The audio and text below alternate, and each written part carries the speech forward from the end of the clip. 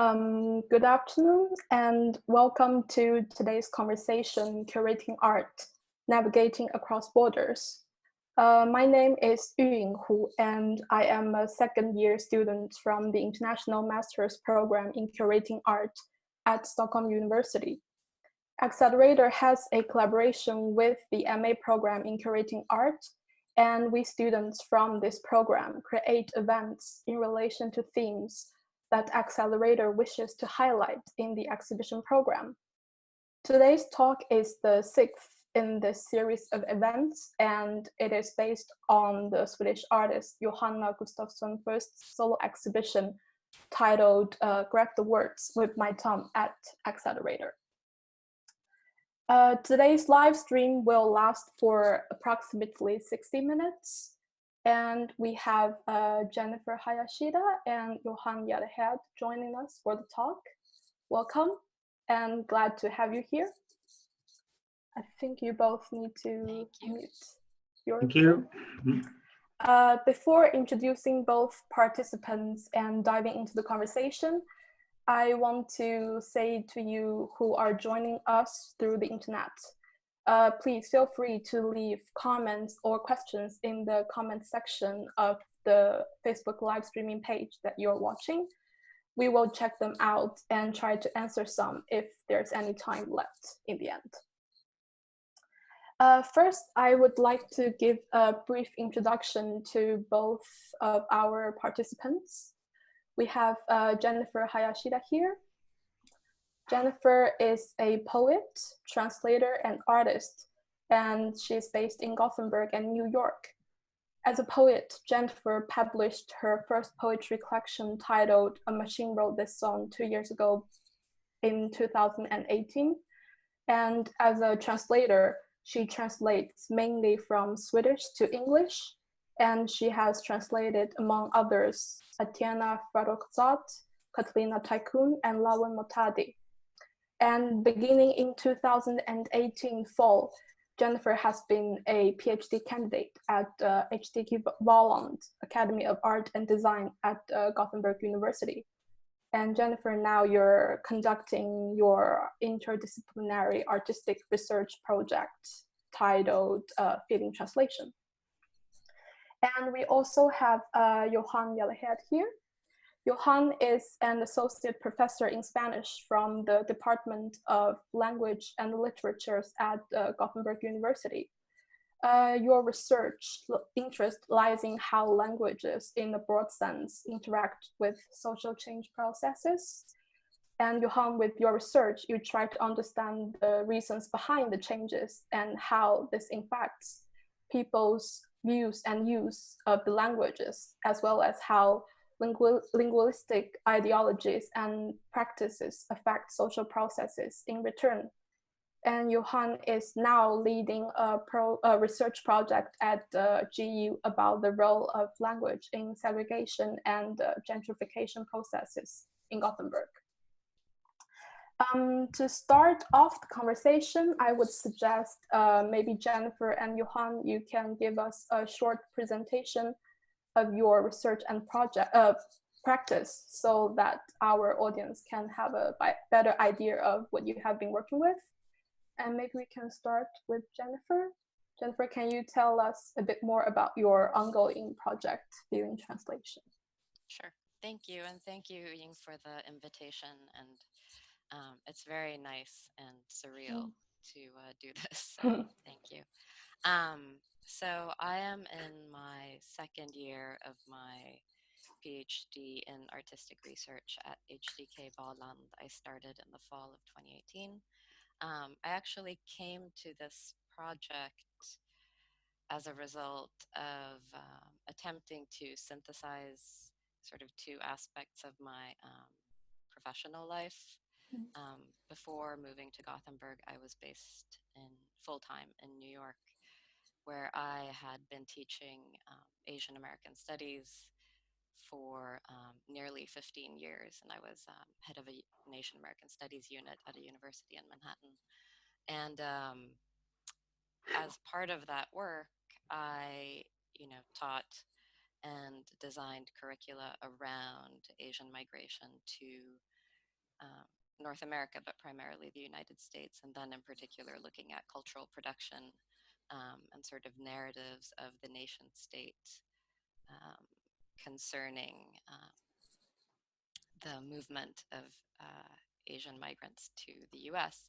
And parallel to that, I was also active as a translator of contemporary Swedish, mostly poetry from Swedish to English. And at a certain point, when I was asked to translate Atiana Farrokhzad's Vit Svit to English, those two practices became more sort of closely aligned, looking at issues around race and translation and certainly aesthetics.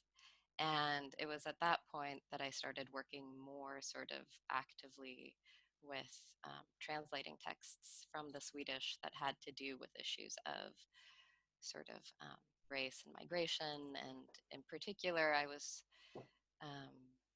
interested in how the work of the translator and the work of the translator as a kind of sort of de facto ambassador also is the work of promoting certain national narratives, whether or not those narratives are part of your own experience. And so, because I grew up in Sweden as a person who was racialized as non-white, I was sort of interested in how could I, propose a research project that brought those issues of race and migration and language together. And so my project at Valand, right now, because it has morphed since I started, but right now it's a three-pronged project where I am, although this is on pause because of COVID, but where I have been conducting experimental translation workshops, basically as kind of case studies to test different theories I have about translation and expertise and race and language, and applying sort of ethnic studies and feminist theory to translation. So that's one part that I've been doing. I've also been doing literary translations from Swedish to English, and I've completed the translations of 3 different poetry collections so far. I've also started translating more work from English to Swedish, and that's been in collaboration with Swedish artists and poets. And then lastly, I've also been producing my own sort of cross-genre reflections and or analyses of both the work I've been doing, but also sort of thinking somewhat auto-ethnographically about what it means to be a racialized translator working primarily in what is coded as a white language. So that's the work right now. Thank you, Jennifer. And Johan, you have been researching on matrilingualism, which is the use of language by diverse ethnic and cultural groups in a shared urban environment. And it could be like city logos or signs, or even like t-shirt designs, as you studied about in one of your papers. Can you share a bit more about your previous research with us? Yeah, well, I can say briefly that I have been doing research for quite some time on minority languages in Spain, and in particular focusing on written bilingualism. And that is how 2 different codes somehow coexist visually and materially in one limited space. That is something that has always been interesting me a lot, and is often within this kind of contexts where a long history of political suppression, repression, as in Spain, towards the minorities. This has different implications for how different people, different constituencies understand if and how different codes, two different codes should and could coexist, so to say. So this is something that is has been interesting me for long. Now, as you said in your introduction, I'm moved on to research multilingualism and mobility and segregation in Gothenburg, which is then moving on from a very how do you say, more national context to a more city context, but where we do have this whole world in one little place, which is Gothenburg. And this whole project started out with this reflection of mine, having been working for long in a language department where we teach and do research on some 15 languages, traveling the world the whole time, having interchanges both as with students and researchers with the whole world, but we do know nothing about the more than 100 languages that do exist in our own town. So I thought, we do need both research and courses teaching on this. So I've been developing this research project, but I'm also developing courses now that would somehow try to build bridges between us and them, so to say. That is to explore the multilingual Gothenburg in different ways.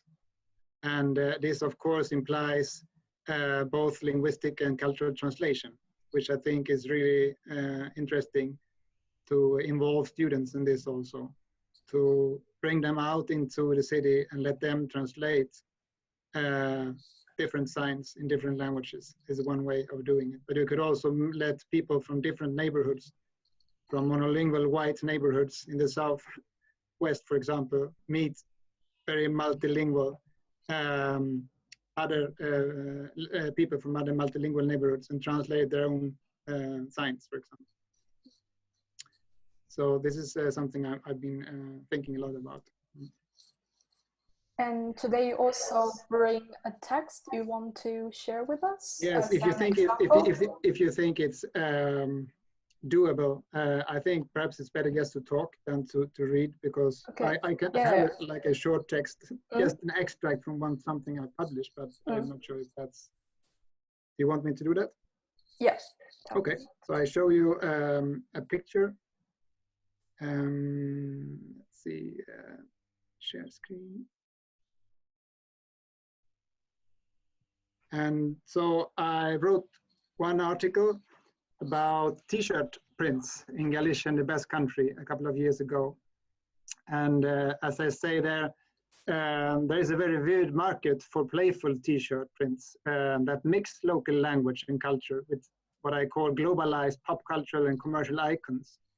And the majority of the brand names of these t-shirts express a very playful position towards Galician and Basque language and culture. So for example, the Galician Aduaneiros Sem Fronteiras, which means customs without borders, and the Basque Cucujemuxo, which means the kiss of the flea, can be read as ironic self-reflections of the legitimacy and value of the brands playing around with Galician and Basque culture. Moreover, several names are written with what is often called imperfect, bilingual, or blended constructions, combining Basque or Galician with either Spanish or English. And one example is Nikki's Galicia style, which blends the globalized English word style with the non-standard form of the Spanish word for t-shirts, which is Nikki's, this time spelled with a rebel transgressive K. And another example is the Galician brand Rey Sentolo, which means the king of the European spider crab. And the Spanish and official Galician name of the species is Sentolo. But in the brand name, this is written with an initial Z, Sentolo, thus claiming, or at least commercially drawing on the symbolic value of the minorized and reintegrationist spelling of the nation's name as Galiza with Z instead of Galicia with C. And so these naming methods together indicate a detached and playful embrace of local culture and language, and an implicit criticism of linguistic purism prevalent to the intellectual and political elites of Galicia and the Basque country, as exemplified. I have here see if I can get that slide. It's exemplified here by a high civil servant at the Basque language department. So I can speak several languages, he says. And in a conversation with someone who also speaks several languages, I can change from one language to another, and the communication is thereby enriched. Sometimes I need a term in a language that another language does not give me. That is all fine. But to hybridize the language and contaminate it, that does not seem good to me, no? She says. We need to maintain the structure. So while hybrid and contaminated Basque and Galician have often been seen as poor owing to the predominance of centrist norms and as indexes of new speakers failing to know the language, the local t-shirt designers and other cultural entrepreneurs are challenging the indexical value by using these, so to say, incomplete forms and registers. So as stated to the right here in an interview with a Galician t-shirt designer, he says, we want to reflect exactly what there is, create phrases as we would say them in the street, not translate into a perfect Galician, but reflect our idiosyncrasy, which is no more than that. If there are some Galician words on the t-shirts that are not correctly spelled, maybe it's on purpose, because we do as we are, as we would say, and not as it properly ought to be. So I think in this examination of the t-shirt genre illustrates how the local political economy of language resonates in a commercial genre, as well as how commercial and cultural interests unite in branding of Galicianness and Basqueness, and that naming is a very central part of this. The t-shirt brands make profit out of commodified language and culture at the same time that they celebrate local and, so to say, authentic speech forms and develop a critical stance towards traditional top-down discourses of pride centered on language norms and borders. This was just a quote of my paper, and I'm going to stop sharing this with you, and we can continue talking. Yes. Thank you. Thank you, Johan, for sharing. And I think I will take the last sentence from the text you just shared, where you mentioned about language norms and borders, and get into our today's discussion. Good. In Johanna's exhibition, she touched upon two of the concepts of monolingualism and multilingualism. And I have also chosen the word border as the part of the title of the event here. And I would like to think that there are borders where different languages meet within one specific context, which often is not neutral, but entails the complex tensions and power relations. As we can also tell by the text you just shared, when people try to mix like the Galician and Basque language with like English or Spanish, they use the word like hybrid or contaminated, especially the word contaminated. So I would like to suggest that the borders there, they are never neutral and they entail power relations. And also, for example, there have been, I think, constantly debates on the relationship between the official language of one nation and other languages, be it minority languages from this nation or geographically existing in this nation, or foreign languages. And how are those tensions and power relations present in your research and practice? Who would you like to start? Yeah. Maybe we can take Jennifer first. Sure. I just want to say too, for as much as it allows Yuan and Yuying, please feel free to interrupt me. Yeah. So that we can have a discussion and it doesn't become too robotic. So I've been thinking about your question, and because so I have, and I'm just going to say that up front, I have a very sort of US centric perspective, and so my lens for looking at Sweden has a lot to do with the sort of academic context I come from in the US. Also, I grew up in Sweden, but left in the late 80s. And so Sweden, the visual landscape of Sweden, the migration policies, and also issues around neoliberalism and the welfare state changed a lot while I was gone. And so I have a very sort of, I have a very ignorant and at the same time excited sort of approach to all of that. So I just want to say that. So when I think about this first question of yours, I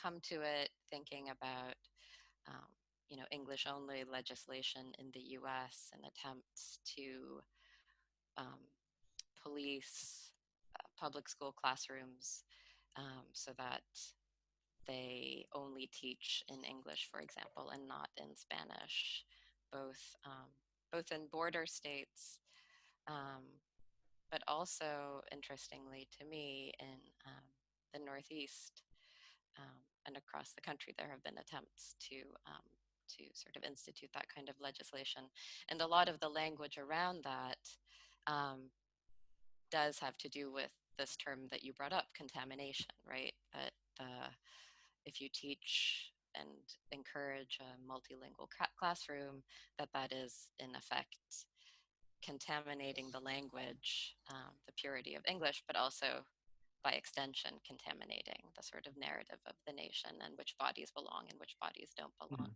And so to me, the link between that kind of discourse and the historical policing of which bodies are welcome and which bodies aren't, and what kind of labor they're supposed to do, and whether or not they're supposed to be a draw on the welfare state or not. So that is the thing that I think about when I think about this question. And so when I came back to Sweden a few years ago, one of the first sort of things that I was curious about was both attempts to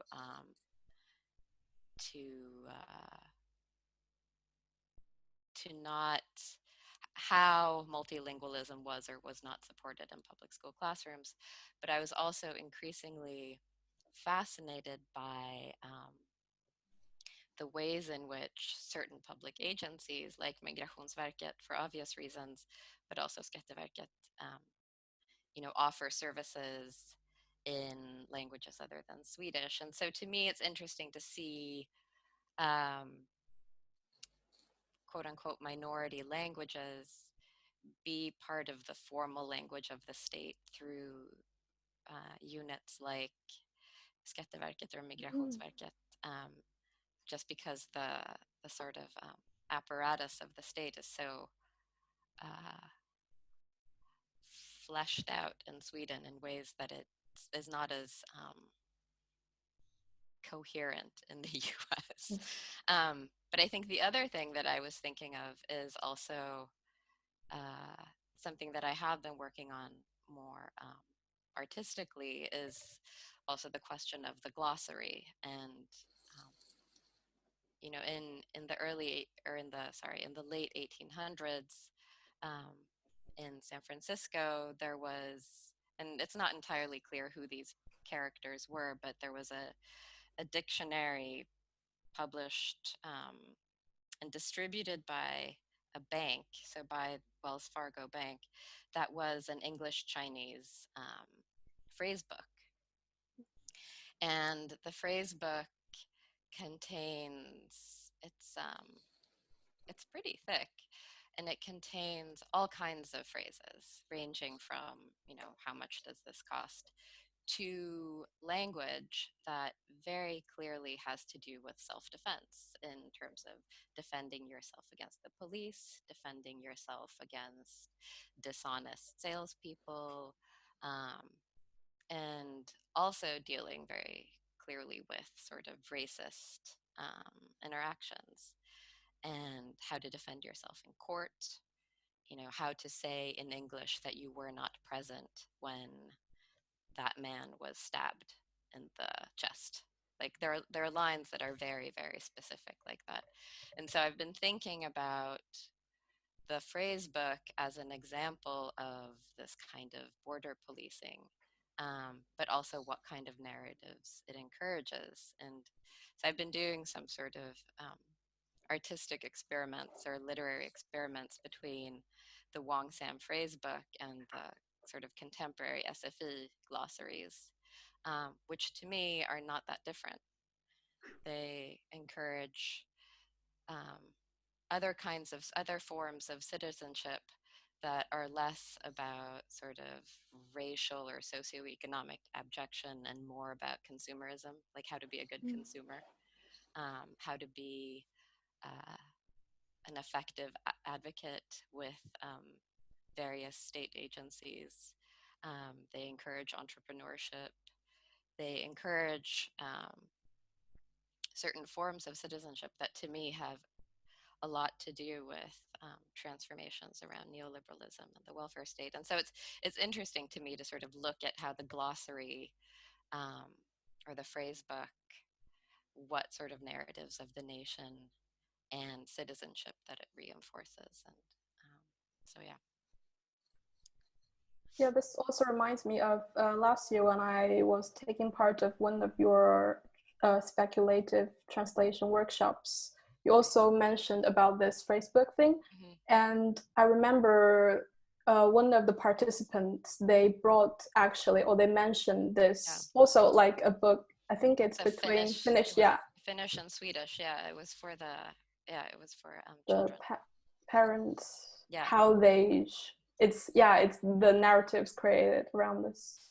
Yeah, and it was, and that particular student wrote some really amazing poems that came out of, that synthesized his own experiences and relationship to Finnish, and drawing on the phrase book. So it was great. And what about you, Johan? Of course, this question of tensions between so-called national languages and other languages in one place is present in many ways in all my research. But I think one reflection is that there seems to be, so to say, only room for one conflict at a time in each place. So there is a tendency that, in the Basque country, for example, all the attention goes towards the conflict between the Basque language and the Spanish language.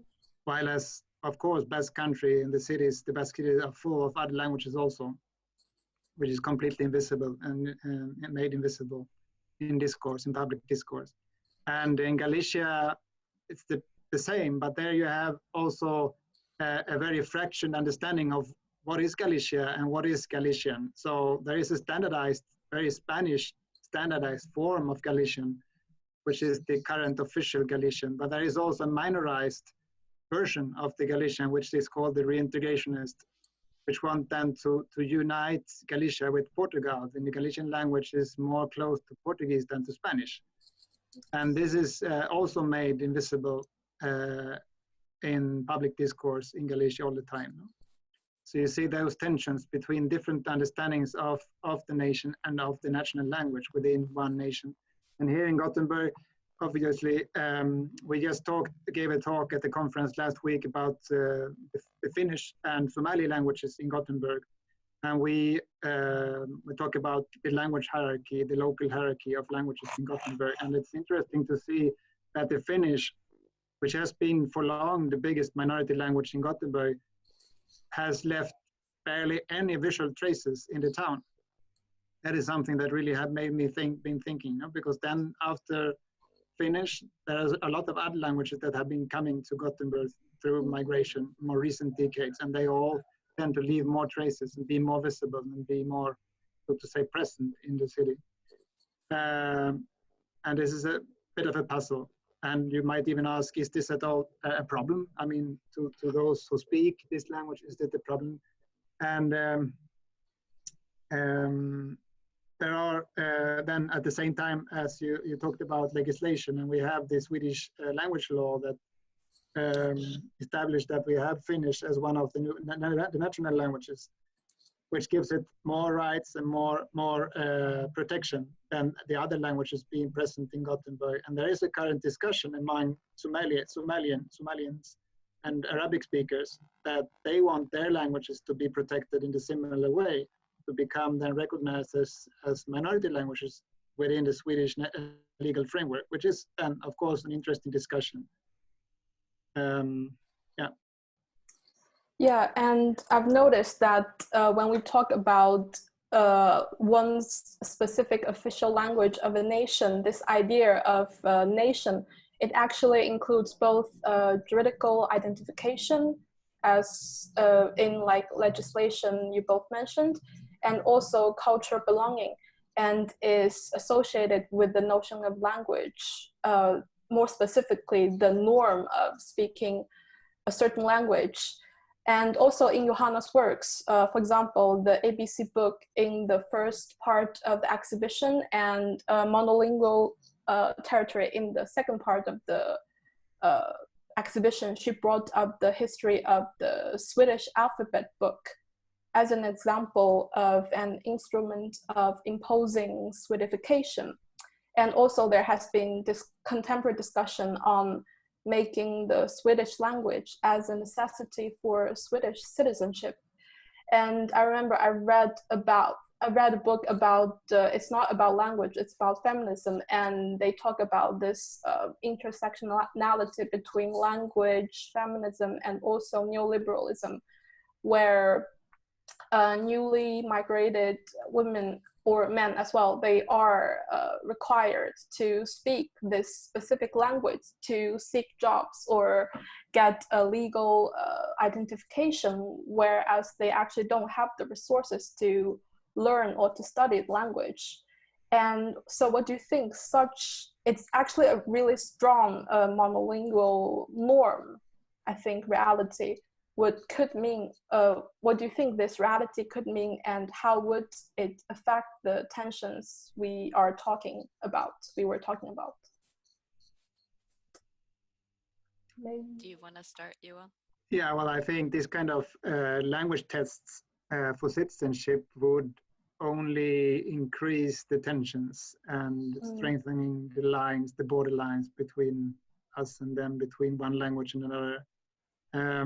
Research-wise, that I know, there is no research that shows that language tests either facilitates integration, if that's the goal, or facilitates language learning, which is often also brought up. There's nothing like that. I mean, the motivation to learn the Swedish language is already in place in Sweden through this quite strong monolingual and white norm that exists in the Swedish society. So for people coming from other places with other languages and other bodies and other skins, they do feel a very strong pressure to learn Swedish, because this is associated with this norm, which is a much broader norm, social norm, than just a linguistic norm, I would say. Yeah, I agree, because I have I have the personal experience of moving here and I don't speak Swedish. And then during one course I was taking at Gothenburg University, we talk about this norm of speaking Swedish to be able to kind of like survive in the Swedish society. And what do you have anything you want to say, Jennifer? I mean, I think a question that comes up for me a lot, both in my research and in life, has also to do with how this question manifests within families, which I think also speaks to Johan's point that I think when these lines get drawn so in such stark ways in broader society, then how does that manifest between children and parents, for example?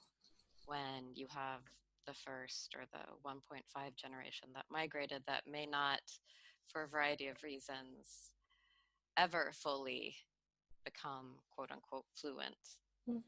And then you have children who become culturally and linguistically sort of comfortable and or fluent, and then what emerges within the family as part of that dynamic. And I think that to me is a really interesting research question as well, in terms of how do you navigate that national socio-political linguistic line when it shows up at your dinner table.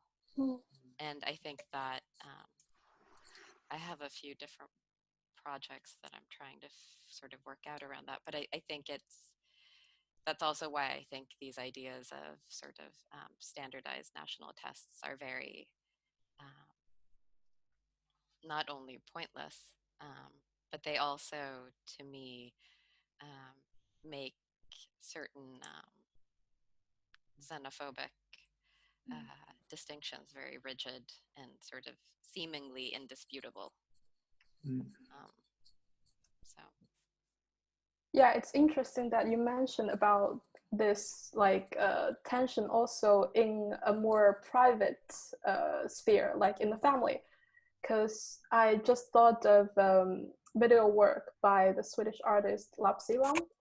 It's called Mother's Tongue, and in this video work there was this part. It's I think the mother migrated from Hong Kong to Sweden, and the daughter was kind of growing up here in Sweden, so she speaks fluent Swedish while the mother speaks kind of poor Swedish.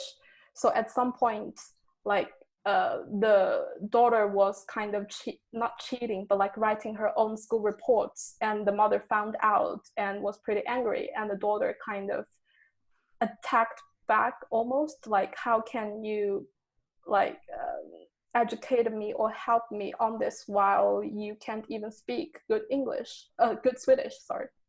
So this not only geographically or on the collective level, but also on the individual level in the private sphere, how this language perspective can create tensions between different generations are also very interesting.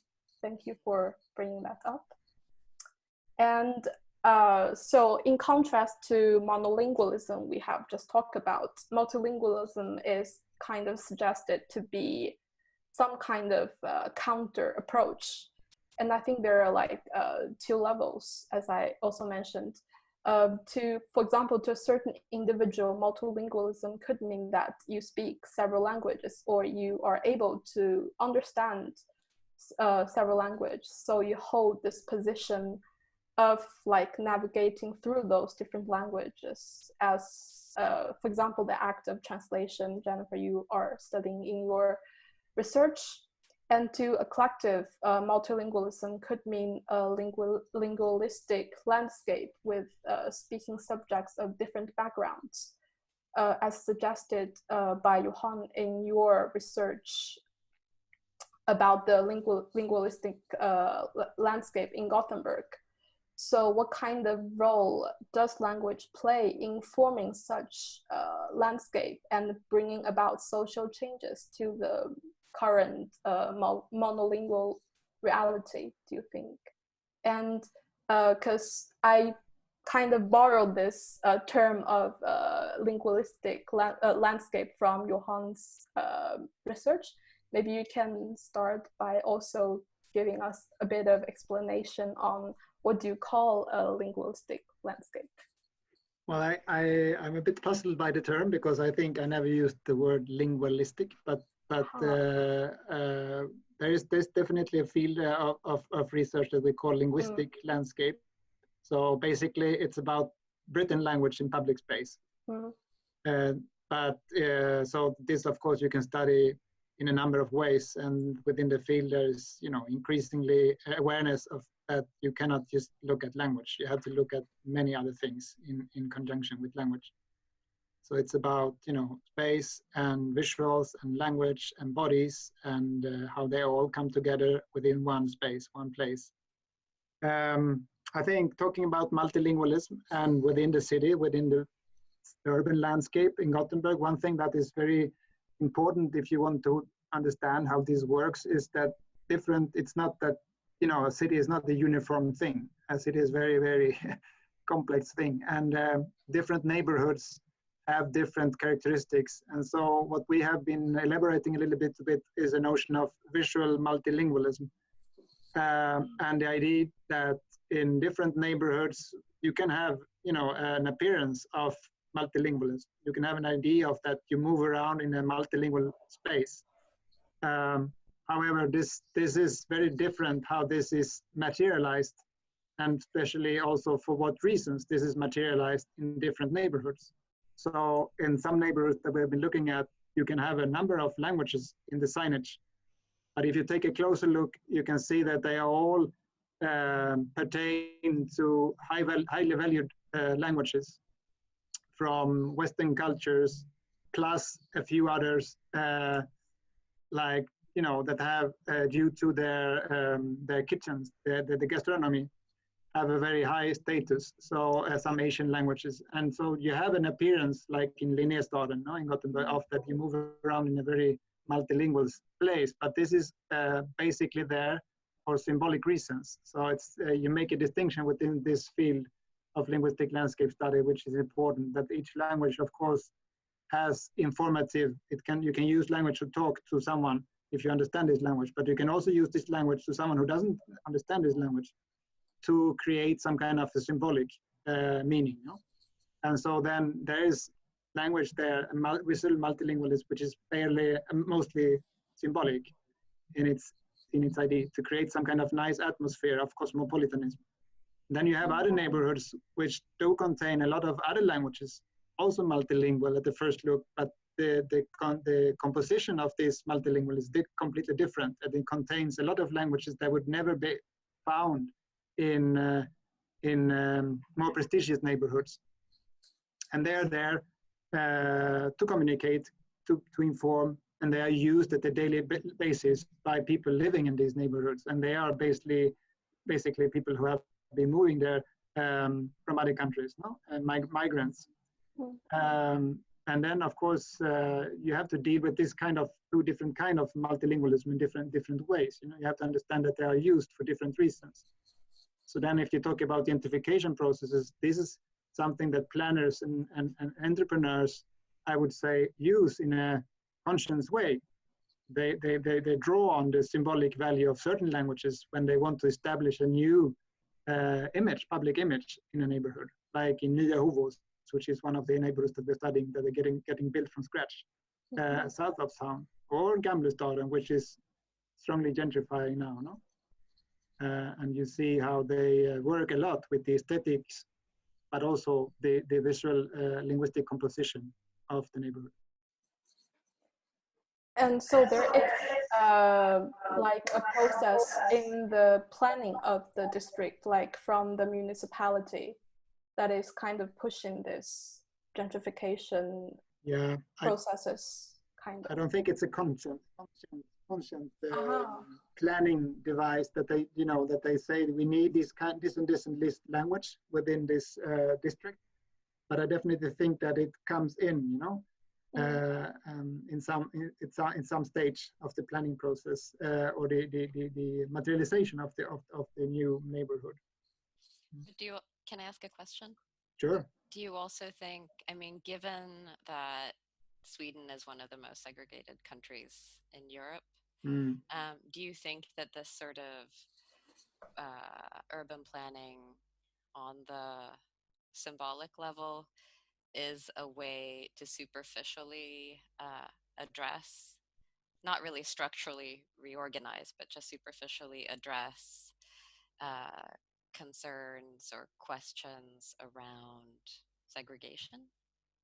I think, definitely there is an awareness of the problem of segregation. So you can see how in many places now, new neighborhoods are discursively presented as mixed neighborhoods. It's a very popular term.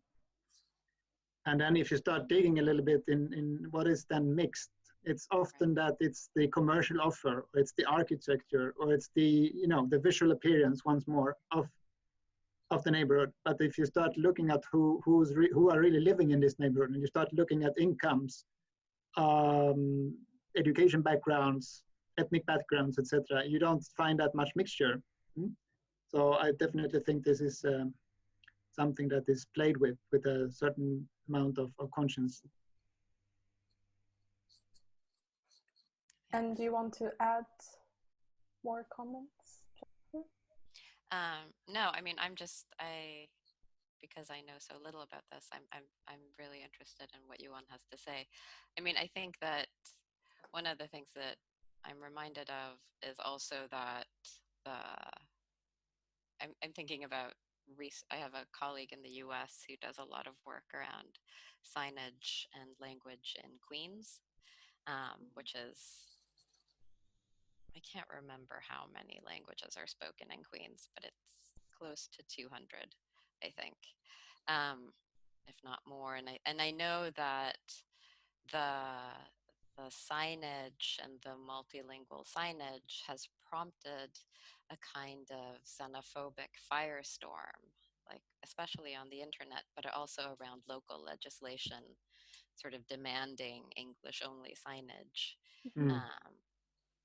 As a way to linguistically displace people, I guess. And I find it so interesting to consider. I mean, especially for Swedes who love to travel so much, to sort of just but to imagine to embrace this other fiction that Sweden could be a cosmopolitan place where different cultures would live in harmony side by side. And to sort of aspire to that, at least through sort of visual iconography. And then there's like the safer languages like Japanese or Chinese or East Asian languages, and then there are the less safe languages. So it's just interesting to me. But I think the other thing that I was thinking about was also the example that you brought up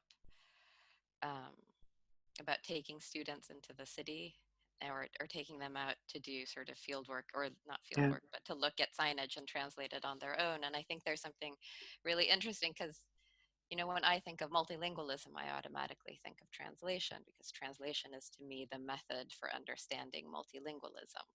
And so when you brought that up, I was sort of curious what it would be like to tag along on a trip like that, because I think there's something really interesting to ask people who don't think of themselves. They think of themselves as multilingual, but they don't necessarily think of themselves as translators, even though they may translate all the time. Yeah. Because there's so much emphasis on deficiency and having to sort of pass as fluent. And so to me, it's really interesting to think about translation as the sort of method for looking at all of the things that we've talked about today, but in particular to sort of, in some ways, recast multilingualism. And yeah, so. Yeah, because we only have 10 minutes left, and I will just take from Jennifer's comment on how do you identify yourself as a translator, because I find your interpretation of translation super interesting, that this practice can enact intervention and serve as a side of social change. But I would also like to expand here who can identify themselves as a translator, or say they hold this position of going near the borders we are talking about. Because I just think of this example as we were talking. I think it's a couple of weeks ago, I read about some person, this person, they left a comment on the Twitter account of Hulu about the South Korean movie Parasite. And I'm gonna quote his comment, or their comment here. They said, it's not in English. No one wants to watch a movie that they literally have to read to understand what's going on. Sound is such a huge part of movies that it being in a different language is so weird. And I felt super triggered by this comment. And also by thinking, I totally agree with Jennifer that the speaking subjects, or the translating subjects, they're never neutral. They are gendered, racialized. They come with positions and contexts.